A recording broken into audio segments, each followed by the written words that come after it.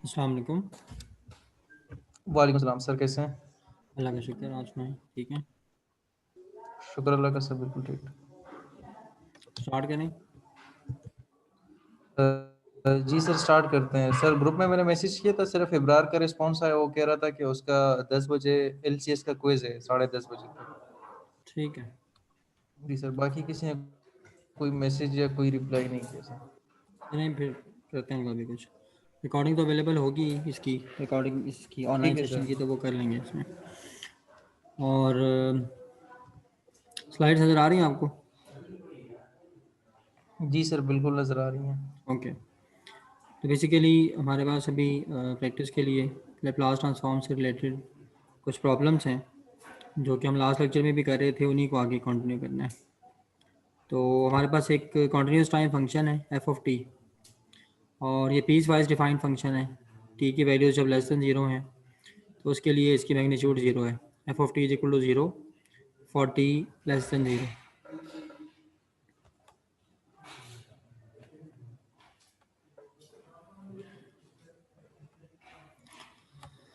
And F of T is equal to T into E raised power minus three T for T greater than और equal to zero. T की zero value और positive values के लिए F of T की definition T into ई raised power minus three T है। और Laplace transform अगर calculate करें तो बेसिकली वो हमारे पास आना चाहिए।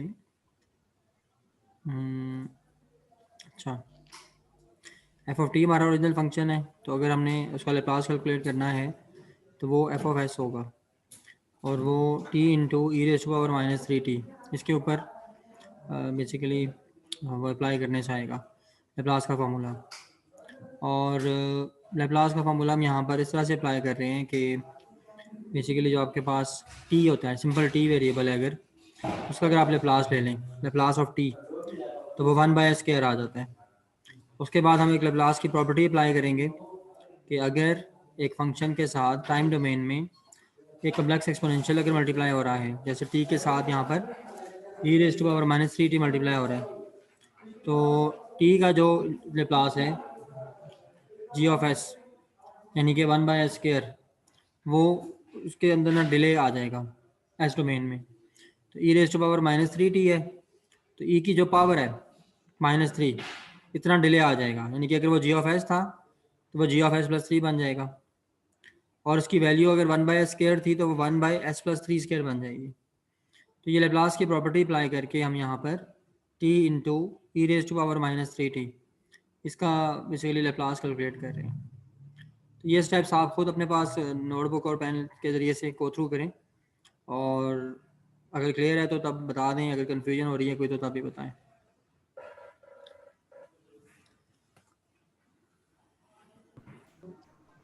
क्लियर है सर, मैं साथ साथ नोट कर रहा हूँ। ओके।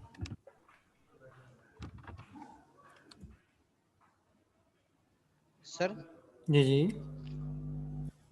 ये स्लाइड भी हमारे साथ अगर शेयर करें तो बहुत जी, बेहतर ये होगा सर। यूनिवर्सिटी की तरफ से रूल है कि ये सारी एलएमएस पे डालनी है। मैं इंशाल्लाह आजकल मैं डाल दूंगा। ठीक है, ठीक उसमें है अभी सर, बड़ा उस नहीं मगर तरह उस तरह से स्लाइड शेयर टाइम हो नहीं जाए मिला, तो बहुत ही। तो ये सारी शेयर करनी है एलएमएस पे इंशाल्लाह। सर्कल नो को इसका भी टेंशन। बता दें कौन से चैप्टर में से। और जी, वो मैंने बताया ना आपको, वो basically derivatives of complex functions उस टॉपिक से होगा। ठीक है चैप्टर सर। 14 से सर, जी, चैप्टर नंबर 14 से सर। चैप्टर नंबर मेरा ख्याल 13 है, लेकिन आप चैप्टर्स की बजाय टॉपिक देख लेना। डेरिवेटिव्स ऑफ ठीक, कॉम्प्लेक्स फंक्शंस टॉपिक है। ठीक है सर। ठीक है सर। ठीक हो गया? अच्छा जी। ठीक है सर। सर, ये वही एडवांस इंजीनियरिंग मैथमेटिक्स की बुक से। जी जी, क्रेजर की जो बुक है एडवांस इंजीनियरिंग मैथमेटिक्स, उसी से ठीक है। है सर। अच्छा, इसके बाद हमारे पास एक और प्रॉब्लम है। What is Laplace transform of F of T is equal to zero for T less than zero. ये सिग्नल है या कॉन्टिन्यूस टाइम फंक्शन आप इसको कह सकते हैं। T less than zero, T की नेगेटिव वैल्यूज़ के लिए इसकी वैल्यू जीरो है, and F of T is equal to sine omega T plus theta, और फॉर टी ग्रेटर देन और इक्वल टू जीरो। टी की वैल्यू जीरो के लिए और टी की वैल्यू ग्रेटर देन जीरो के लिए एफ ऑफ टी की value sign omega T plus theta है, और थीटा जो है वो कांस्टेंट है। इसके आगे प्लास फाइंड करना है आपने। Sign omega T plus theta, इसको अगर एक्सपेंड किया जाए साइन अल्फा प्लस बीटा के फार्मूला से, जो ट्रिग्नोमेट्री में हम बेसिक फार्मूला स्टडी करते हैं, तो ये क्या हो जाएगा, sign omega T into cos theta plus cos omega T into sine theta. अब जब इसी फार्मूला के ऊपर आप फॉर एग्जांपल आप सपोज करते हैं कि आप इक्वेशन में दोनों साइड्स पे लेप्लास अगर अप्लाई कर दें, तो Laplace transform of sine omega T plus theta, ये क्या हो जाएगा, क्योंकि लेप्लास ट्रांसफॉर्म लीनियर है, तो और आप देखें कि जो हमने लेप्लास ट्रांसफॉर्म यहाँ पर कैलकुलेट करना है, तो थीटा क्योंकि कांस्टेंट है तो कॉस थीटा और साइन थीटा की वैल्यूज कांस्टेंट हो जाएंगी।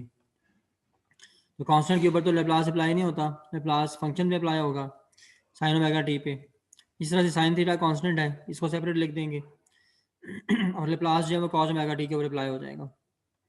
और साइन ओमेगा टी का लेप्लास क्या होता है, लेप्लास ट्रांसफॉर्म के टेबल से हमें पता है कि omega by S square plus omega square होता है, और Laplace of cos omega T S by S square plus omega square. Cos theta और साइन थीटा कांस्टेंट्स हैं। उसके बाद S square plus omega square, इसको लेना एलसीएम, और omega cos theta plus S sine theta, ये बेसिकली जो है वो हमारे पास फाइनल रिजल्ट बनता है। इसके स्टेप्स को भी आप दोनों अपने पास सॉल्व करें और कंफर्म करें कि यही रिजल्ट आता है या नहीं आता। शरियार जी सर। ये सॉल्व करें ना प्रॉब्लम, इसके किसी स्टेप में अगर कोई कन्फ्यूजन है या समझ में नहीं आता तो फिर डिस्कस करें अभी। ठीक है सर। और फिर उसके बाद जो आपका सोल्यूशन आता है वो मुझे दिखा दें कैमरा ऑन करके।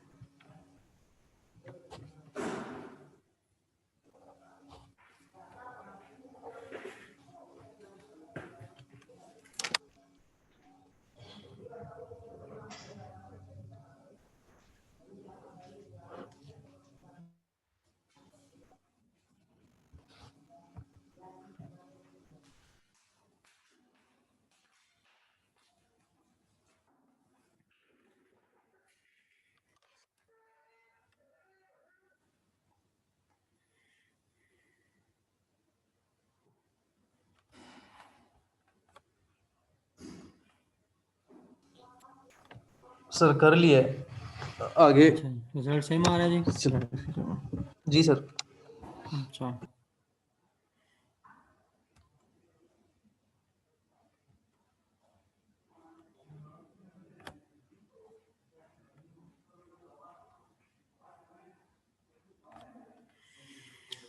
ओके, नेक्स्ट प्रॉब्लम देखते हैं।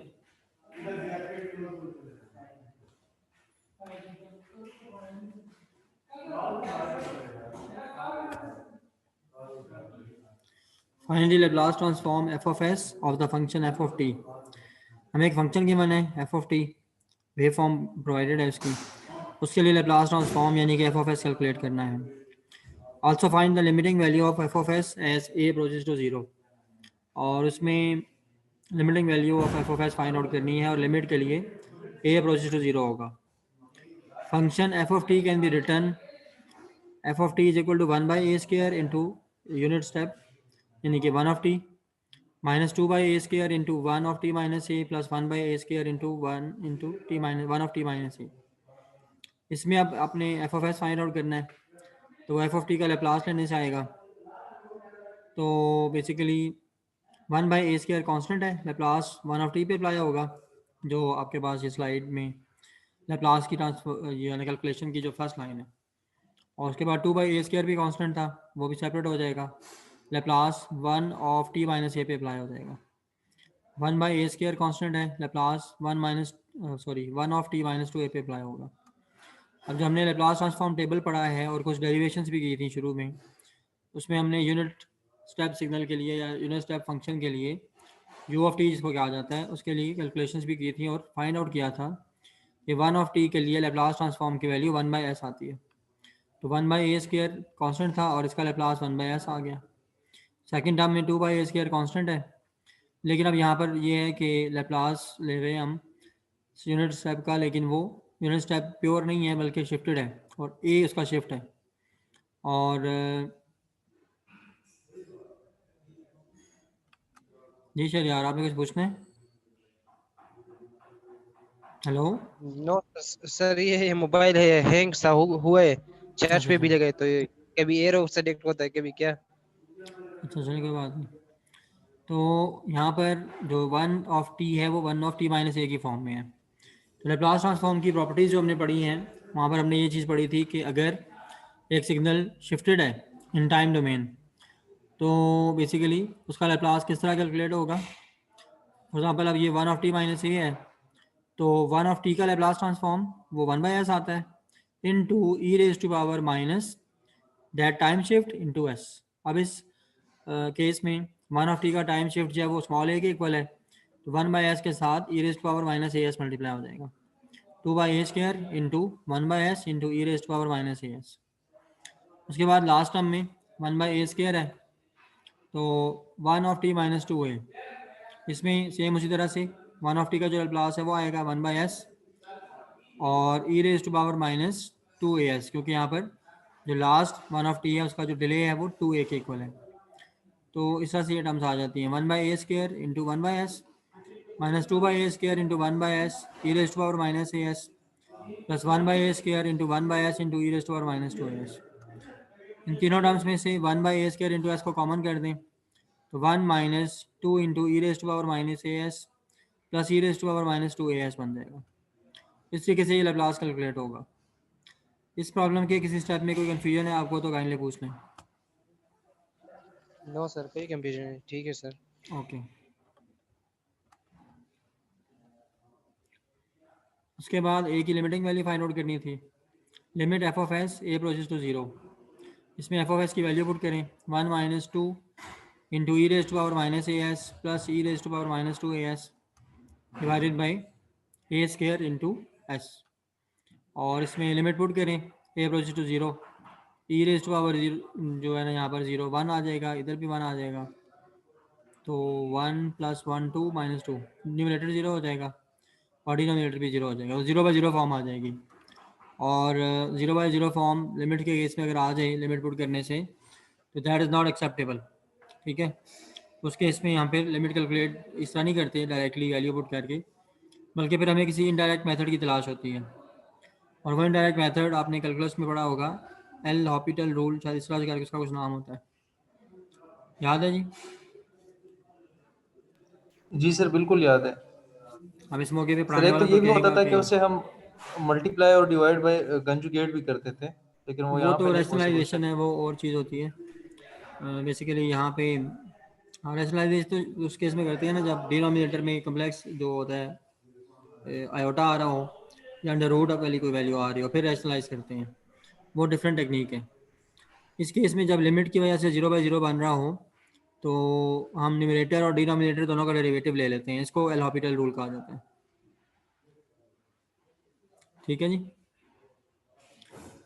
तो जी अब सर। आप 1 minus 2 into E raise to power minus A S plus plus E raise to power minus 2 A S, इस न्यूमरेटर टर्म का भी डेरिवेटिव लेंगे और डिनोमिनेटर का भी डेरिवेटिव लेंगे, तो 1 का डेरिवेटिव क्या आ जाएगा, 1 का डेरिवेटिव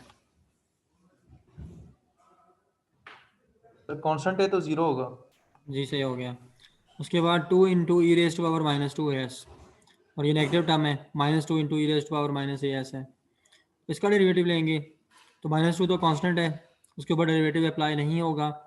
ई रेस्ट पावर माइनस ए एस, इसका डेरिवेटिव लेंगे तो वो ई रेस्ट पावर माइनस ए एस आएगा, और माइनस ए एस का डेरिवेटिव लेके दोबारा मल्टीप्लाई करना है, तो माइनस ए एस, इसका डेरिवेटिव आएगा माइनस ए, गैस तो वेरिएबल है तो माइनस ए आ जाएगा, एस का variable with respect to s 1 बनेगा, तो वो माइनस एक जो डेरिवेटिव के साथ आ रहा है और एक जो ओरिजिनल टर्म के साथ था वो मल्टीप्लाई हुआ कि 2s into E raise to power minus A S, ये हमारा रिजल्ट आ जाएगा। उसके बाद आगे एक और टर्म है e raise to power minus two a s, इसका डेरिवेटिव लेंगे तो आएगा e raise to power minus two a s into derivative of that power minus two a s का डेरिवेटिव दोबारा से कैलकुलेट करेंगे विद रिस्पेक्ट टू एस और उसको साथ मल्टीप्लाई करेंगे, तो माइनस टू ए एस, इसका डेरिवेटिव क्या आ जाएगा माइनस टू एस, और उसके बाद ये फाइनल वैल्यू बन जाएगी -2s into E raise to power -2s। और उसके बाद दोनों टर्म्स में से आप देखें कि 2s कॉमन है न्यूमरेटर में, वो कैंसिल आउट हो जाएगा, और बाकी क्या बचेगा e raise to power -as minus e raise to power -2as divided by a. अभी भी अगर आप पुट करते हैं लिमिट, क्या आंसर बनेगा चेक करें ज़रा लिमिट पुट करके। इस लास्ट ये जो सेकंड लाइन में जो सेकंड टर्म है ना, limit a approaches to 0 e raise to power -as minus e raise to power -2as divided by a, इसमें ए अप्रोचेस टू 0 पुट करने क्या आंसर आता है चेक करें ज़रा अपने पास नोटबुक पे। शरियार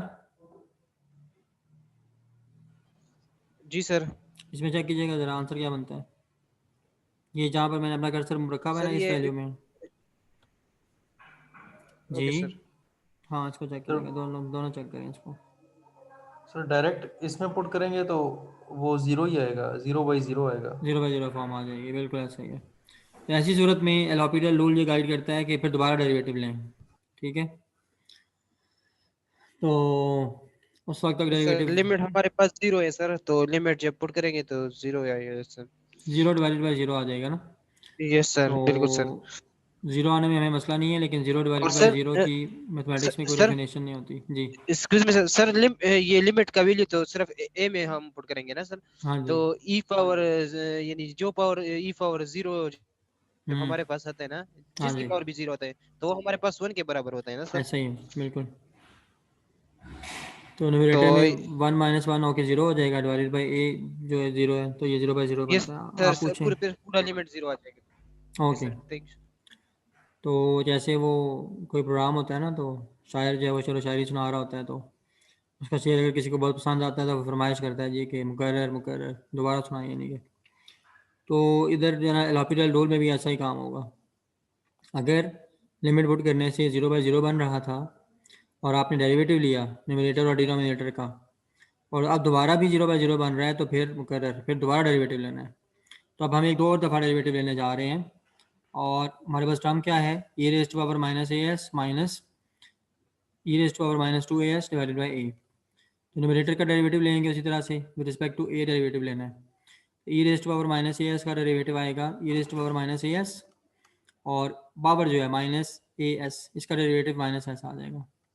इसी तरह से सेकंड वैल्यू जो है ई रेज़ टू पावर -2as, इसका डेरिवेटिव लेंगे दोबारा से, तो पावर का डेरिवेटिव 2s बनेगा और बाकी value same as it is आ जाएगी, और ए का derivative with respect to a ये 1 बनेगा।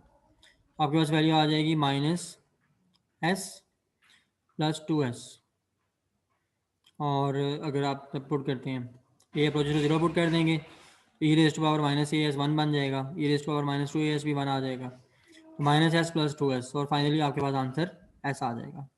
Limit f(s) A approach to 0, इसका रिजल्ट s बन जाएगा।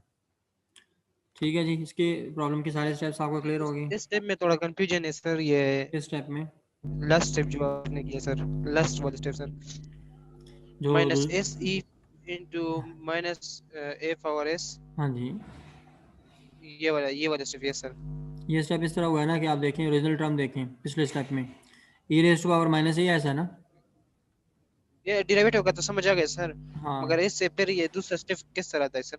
ए ये approaches to zero minus put s कर देंगे ना, ए अप्रोचेस टू जीरो, अब लिमिट पुट कर देंगे। अच्छा लिमिट अब पुट किया सर। जी, okay sir, okay e sir. Raise to power minus zero ठीक है। या e raise to power zero one बनेगा, यहाँ पर भी e raise to power minus two a s, इसमें जब a approaches to zero put करेंगे तो ये भी वन बन जाएगा, बाकी minus S plus two S ये टर्म्स बच जाएंगी। और सर ये ई जो हमारे पास है, ई जो है सर हमारे पास, हम्म, क्या हो ये जाए? Minus S E plus 2 SE। हाँ जी,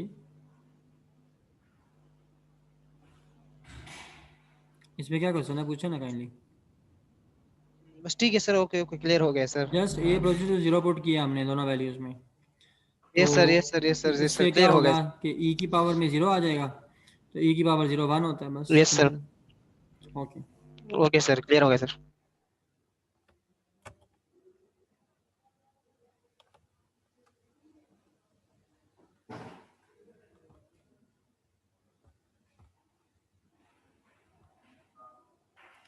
अच्छा इसके बाद एक और प्रॉब्लम है, find the initial value of T F T by D T, derivative है एफ ऑफ टी का विद रिस्पेक्ट टू टी, और इसका लैप्लास ट्रांसफॉर्म हमें गिवन है F of S, two S plus one divided by S square plus S plus one, और हमने जो derivative है D F T by D T उसकी इनिशियल वैल्यू फाइंड आउट करनी है।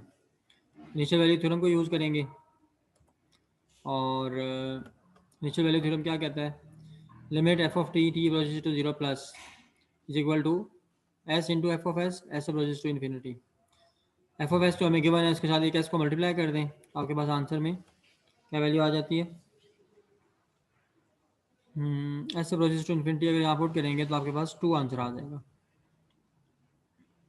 तो since Laplace transform of D F T by D T is equal to G T, suppose कि आपके पास जो D F T divided by D T इसका जो लैप्लास बना है वो आप इस तरह से कैलकुलेट करते हैं कि आप कहते हैं कि D F T by D T को मैंने जी ऑफ टी कह दिया, और फिर जी ऑफ टी के ऊपर लैप्लास अप्लाई किया, तो वो बनेगा S into F of S minus F of zero, S को एफ ऑफ एस से मल्टीप्लाई किया minus F of zero put कर दिया जो कि टू आ रहा है, आपके पास ये फाइनल रिजल्ट आ जाएगा minus S minus two divided by S square plus S plus one. और जो इनिशियल वैल्यू है D F T by D T की वो किस तरह फाइंड आउट होगी, derivative of D F T sorry F T divided by D T, limit T approach to zero, और वो इनिशियल वैल्यू थ्योरम से S into S F S minus F of zero आएगा। और इस sir जी जी जी, sir session में कितने time बाकी है सर? सेशन में मेरे दोस्त 15 मिनट हैं, क्यों खैरियत? अच्छा सर, ये सर मैं कपड़े इस्त्री कर रहा था, गाँव निकलना है, इस वजह से पूछा सर। अच्छा चलें फिर कर लीजिएगा, 15 मिनट हैं अभी, ठीक है। तो basically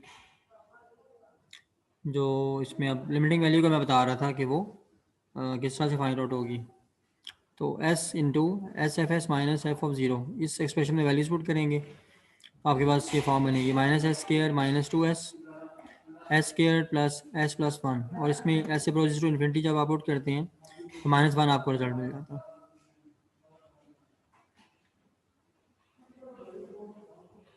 next problem, derivative of unit impulse function delta of T is called a unit doublet function. जो हमने यूनिट इम्पल्स फंक्शन स्टडी किया है डेल्टा ऑफ टी, उसका अगर डेरिवेटिव लिया जाए तो उसको यूनिट डबलेट फंक्शन कहा जाता है। तो यूनिट इम्पल्स फंक्शन कुछ याद है, डेल्टा ऑफ टी इसकी क्या डेफिनेशन होती है, delta of T, hello, what is delta of T unit impulse function? Sir unit impulse function उसकी सिर्फ वन एम्पलीट्यूड होती है ना नॉर्मली, सिर्फ लेकिन एक टाइम पे उसको, एक ही पीक होता है जो हम इम्पल्स के लिए यूज करते हैं, मतलब और जब टाइम की वैल्यू क्या होती है, जब उसकी मैक्सिमम टाइम की एम्पलीट्यूड वैल्यू होती जीरो है? होती है सर, जीरो ओके, सर। लेकिन एक बात का ख्याल रखें कि जो आप डेफिनेशन बता रहे हैं ना ये डेल्टा ऑफ एन की है, डिस्क्रीट इम्पल्स फंक्शन की है, यहाँ पर डेल्टा ऑफ टी की बात हो रही है जो कि कॉन्टीन्यूस इम्पल्स है, कॉन्टीन्यूस टाइम इम्पल्स सिग्नल है।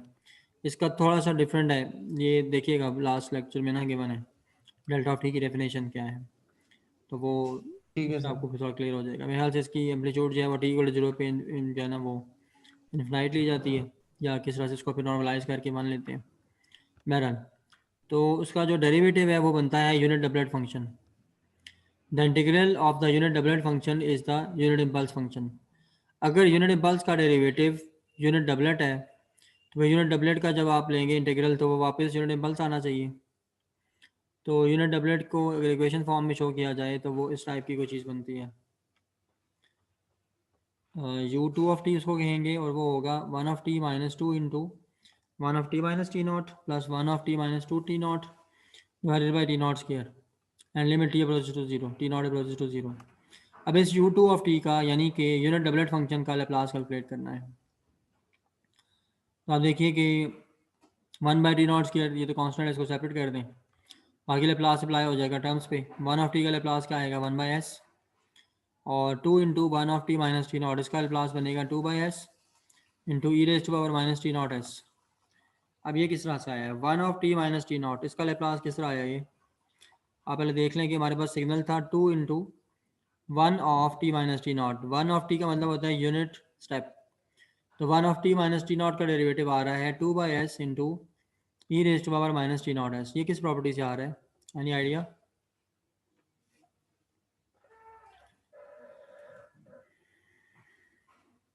जी दोस्तों,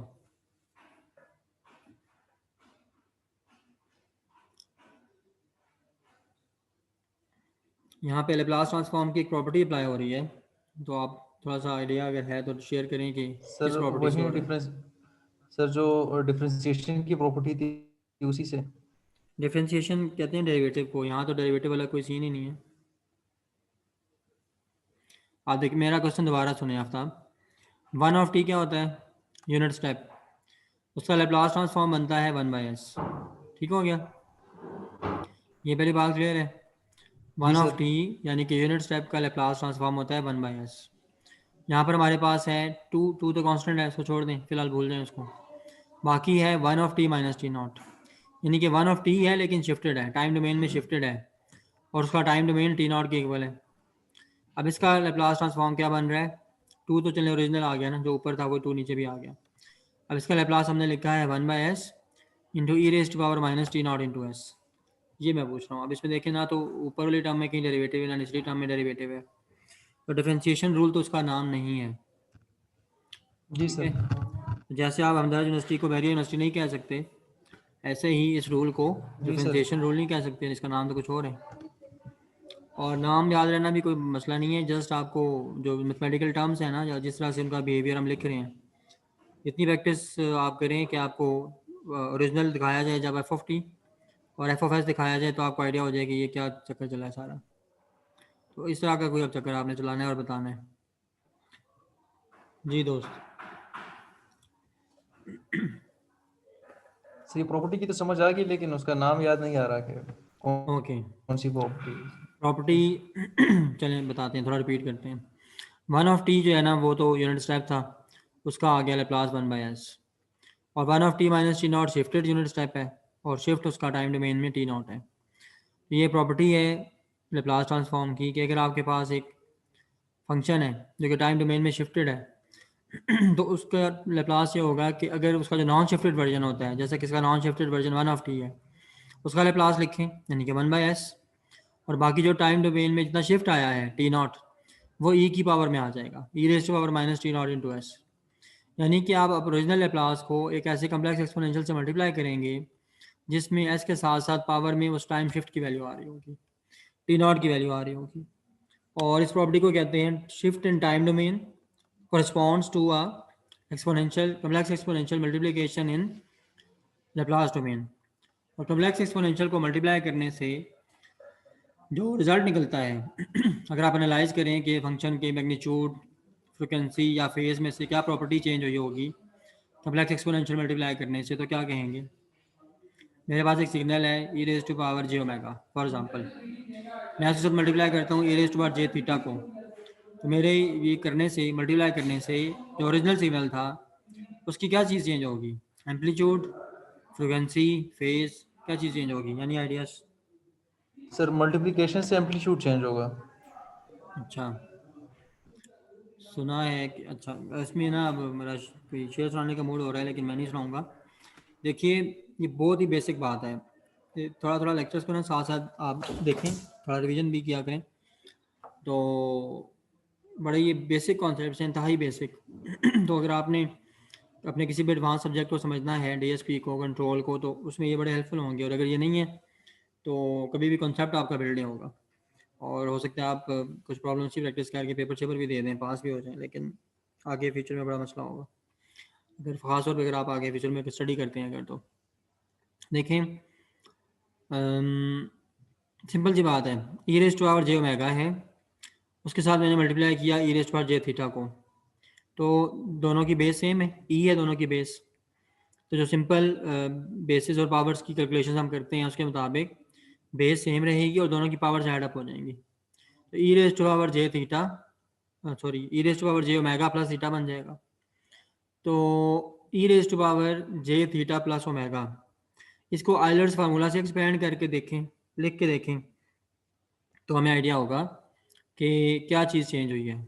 ठीक है, तो आपके पास जो ओरिजिनल था e raise to power J omega, उसको आइलर्स फार्मूला से लिखें तो क्या फॉर्म बनती है। आइलर्स फार्मूला अगर है माइंड में तो आप बताइए, नहीं तो फिर मैं लिख के बताता हूँ, एक्सप्लेन करता हूँ मज़ीद इसको।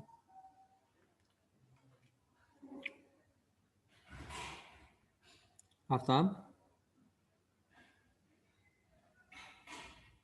हेलो। जी सर।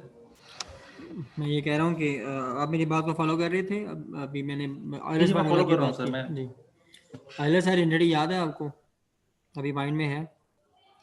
नो सर, ई इस रेज टाइम टू पे पावर माइंड में जे नहीं है। थीटा, चलो मैं बता रहा हूँ, e raise to power j जी theta is equal to sine of theta plus j cos of theta, sorry उल्टा बता दिया मैंने, cos of theta plus j sine theta, एक फार्मूला होता है।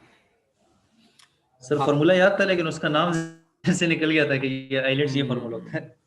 अब अगर किसी दोस्त का आपके पास नंबर सेव हो और नाम याद ना आ रहा हो तो कैसे कांटेक्ट करेंगे उससे। सर ऑनेस्टली ऐसा कई दफ़ा हुआ भी है साथ। फिर देखें, कुछ ख्याल किया करें ऐसी बातों का। तो आइलर्स फार्मूला जो है ना, उसके मुताबिक अगर मैं ओरिजिनल जो मैंने अपना सिग्नल सपोज किया हुआ है e raise to power J omega, उसको एक्सपेंड करके लिखूं तो वो बनेगा cos of omega plus j sine of omega. अब आ जाते हैं प्रोडक्ट पे कि हमने e raise to power J omega के साथ मल्टीप्लाई कर दिया e raise to power J theta को, तो दोनों कंबाइन हो जाएंगे, बेसिस सेम है, पावर्स ऐड हो जाएंगी, e raise to power J omega plus theta बन जाएगा। अब इसको एक्सपेंड करके लिखें तो ये बनेगा cos j omega plus theta plus iota sine j omega plus theta. तो साइन पहले था साइन ओमेगा टी और कॉस था कॉस ओमेगा टी, अब उसमें थीटा ऐड हो गया तो फेज चेंज हो रहा है ना। बाकी तो सिग्नल की मैग्नीट्यूड पहले भी आपको वन नजर आ रही थी, कॉस के साथ भी वन मल्टीप्लाई हो रहा है, साइन के साथ भी, फ्रिक्वेंसी को हमने नहीं छेड़ा, वो ओमेगा ही है। तो पहले ओमेगा टी थी टर्म, साइन का जो एंगल था, अब वो हो गया ओमेगा टी प्लस फाइव। और इस तरह साइन और के साइन दोनों में इसी तरह से था। तो अब मेरा ये जो क्लेम है ये आपको समझ में आ रहा है कि अगर एक सिग्नल के साथ हम एक कम्प्लेक्स एक्सपोनेंशियल को अगर मल्टीप्लाई करते हैं तो ओरिजिनल सिग्नल का जस्ट फेज चेंज होता है। जी सर ठीक बिल्कुल है, समझ आ गया ओके सर। ओके। तो इसके साथ ये अब हम अपनी बात को कंक्लूड करेंगे कि शिफ्ट इन टाइम डोमेन, अगर आपके पास ओरिजिनल सिग्नल है वन ऑफ टी तो उसका लेप्लास है वन बाई एस। लेकिन अगर आप वन ऑफ टी को टाइम डोमेन में शिफ्ट करते हैं तो इसका मतलब क्या है कि आप उसके लेप्लास ट्रांसफॉर्म को क्या कर रहे हैं, उसके फेज को चेंज कर रहे हैं। उसके साथ लेप्लास डोमेन में जस्ट एक कम्प्लेक्स एक्सपोनेंशियल मल्टीप्लाई हो जाएगा which will be equal to E raise to power minus T naught into S, T naught time shift है। तो एक बेसिक सा ना फंडामेंटल प्रिंसिपल बना लें, जैसे हम कहते हैं ना two plus two equal to four, उस तरह का लेप्लास के बारे में एक बिल्कुल फंडामेंटल और बेसिक कॉन्सेप्ट है। Shift in time domain corresponds two phase change in Laplace domain. अगर आपने सिग्नल को टाइम डोमेन में शिफ्ट कर दिया है तो उसका जो लेप्लास डोमेन में जो रिस्पॉन्स था या जो उसका लेप्लास ट्रांसफॉर्म था बेसिकली, उसका फेज चेंज हो जाएगा। ठीक है दोस्त, जी सर। ओके। उसके बाद आगे चलते हैं, फिर आगे भी यही स्टोरी है, one of T minus two T not, यहाँ पर टाइम शिफ्ट और ज़्यादा है, टू इंटू टी नॉट है टाइम शिफ्ट। उसी तरह से वन ऑफ टी का लेप्लास लिखेंगे वन बाई एस, और टू डी नॉट शिफ्ट है तो ये पावर में पेयर होगा कम्प्लेक्स एक्सपोनेंशियल की, e raise to power minus two into t naught s. तो इसका भी मीनिंग वही है बेसिकली कि आपने अपने लेप्लास ट्रांसफॉर्म का फेस चेंज किया है। उसके बाद बेसिकली क्या होगा कि आप e raise to power minus T naught s, इसकी जो वो बनती है फॉर्म, क्या कहना चाहिए, सीरीज एक्सपेंशन वाली फॉर्म जो होती है टेलर सीरीज मैकलॉरिन सीरीज वाली, वो एक्सपेंड कर रहे हैं। और उससे पहले आपने 1/s 2/s 1/s सारी टर्म्स में डिनोमिनेटर में एस आ रहा था वो कॉमन ले लिया, तो 1/t0² इंटू एस आ जाएगा, साइड पे हो जाएगा, ये कॉमन आ जाएगा, बाकी 1 तो 1 ही रहा। E raise to power minus T naught s, इसको सीरीज की फॉर्म एक्सपेंड करके लिख लिया, 1 minus T naught s plus t naught square s square divided by 2 and up to so on. Last term जो है इसमें e raise to power minus 2t0s, इसको भी एक्सपेंड करेंगे पावर सीरीज एक्सपेंशन से, तो 1 plus 2t0s and so on, इस तरह टर्म्स आ जाएंगी। और हम इन सारी ब्रैकेट्स को ओपन करें, जो टर्म्स कैंसिल होने वाली हैं वो कैंसिल होंगी, और t naught square into s square आ जाएगा, और प्लस और मजीद ऐसी टर्म्स होंगी जो कि टी नॉट इंटू एस की फॉर्म में होंगी। टी नॉट से कैंसिल स्क्र, और एस जो है वो एस स्क्र में से एक एस को कैंसिल करेगा, और फाइनल आंसर आपके पास एस आ जाएगा। ठीक है जी दोस्त, तो ये स्टोरी हो गई यूनिट डबलेट फंक्शन के डेरिवेटिव की, सॉरी ठीक है सर। लैप्लास ट्रांसफॉर्म की, डेरिवेटिव नहीं, हमने इसका लैप्लास कैलकुलेट किया है। ये समझ में आ गया? सर ये सर। ओके, आगे चलते हैं, मज़ीद आगे सितारों से आगे जहाँ और भी हैं उस तरफ कहीं जाते हैं। ठीक है, तो अच्छा जी, find the Laplace transform of F of t defined by f of t equal to 0 and t square into sine omega t. ये बेसिक सा प्रॉब्लम है, इसमें बेसिकली अब जीरो का तो लैप्लास कैलकुलेट नहीं होगा, साइन ओमेगा टी का लैप्लास कैलकुलेट किया जाए तो वो omega by S square plus omega square बनता है, तो बेसिक टेबल में गिवन है। और कम्प्लेक्स डिफरेंशिएशन यानी कि उसके साथ टी स्क्वायर मल्टीप्लाई भी हो रहा है, तो अगर टाइम डोमेन में एफ ऑफ टी के साथ टी या उसकी कोई पावर मल्टीप्लाई होती है तो बेसिकली वो एफ ऑफ एस का डेरिवेटिव बन जाता है, और जो पावर होती है टी की उसी ऑर्डर का डेरिवेटिव आ जाता है। अगर टी होता तो d by d s of F of s बन जाता, अगर टी स्क्वायर है तो second derivative of F of s बनेगा, ये d square divided by d s square into F of s, ये second derivative of F of s है। तो अगर आपको लैप्लास कैलकुलेट करना है तो वो क्या आ जाएगा, derivative of this basic function sine omega T का डेरिवेटिव जो है, सॉरी लैप्लास जो है उसका आपको सेकंड डेरिवेटिव कैलकुलेट करना होगा, तो omega by S square plus omega square, इसका डेरिवेटिव लेंगे। तो पहले तो क्या करना होगा, क्वेश्चन रूल से इसका डेरिवेटिव सॉल्व करेंगे। Omega by S square plus omega square, इसका जो है ना बेसिकली आपने डेरिवेटिव लेना है, पहले तो फर्स्ट डेरिवेटिव लेंगे, सारी बात है। उसके लिए क्वेश्चन रूल ऑफ डिफरेंशिएशन या question rule of derivative apply करना पड़ेगा, और वो क्या होता था, डिनोमिनेटर का स्क्वायर डिनोमिनेटर में लिखेंगे, डिनोमिनेटर को एक दफ़ा ऊपर लिखेंगे न्यूमरेटर में, into derivative of numerator minus, और फिर इन दोनों का रोल रिवर्स हो जाएगा, फिर एक दफ़ा डिनोमिनेटर का डेरिवेटिव और साथ न्यूमरेटर वैसे ही मल्टीप्लाई कर देंगे, और उसके बाद फिर जो आंसर आएगा फर्स्ट डेरिवेटिव का उसके ऊपर फिर यही प्रोसीजर अप्लाई करना होगा, और फिर दोबारा डेरिवेटिव कैलकुलेट करना होगा। तो आप इस तरह करें कि ये जो डेरिवेटिव है सेकंड डेरिवेटिव आपने कैलकुलेट करना है omega by S square plus omega square का, और डिफरेंशिएशन आपने करनी है विद रिस्पेक्ट टू एस। तो इस स्टेप को आप जरा अपने पास नोटबुक पे वेरीफाई करें कि omega by S square plus omega square का अगर डेरिवेटिव लिया जाए विद रिस्पेक्ट टू एस, दो दफ़ा डेरिवेटिव लेना है, तो वो इसका आंसर ये बनेगा। इसको आप जरा सॉल्व आउट करें और फिर बताएं कि ये वेरीफाई होता है, यही आता है आंसर, या अगर कोई डिफ़िकल्टी होती है तो फिर भी बताएं। Okay sir.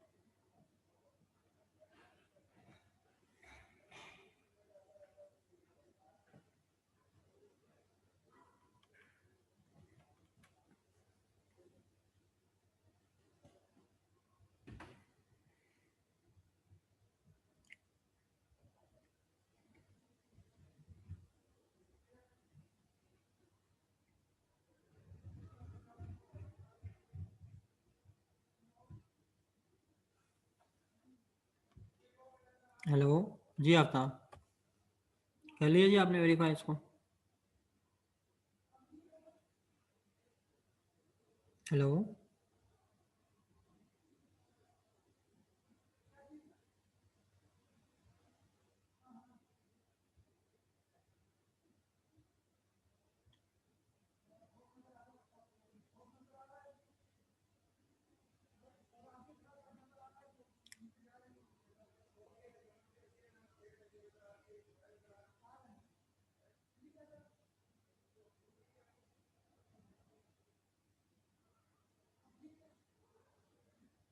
हेलो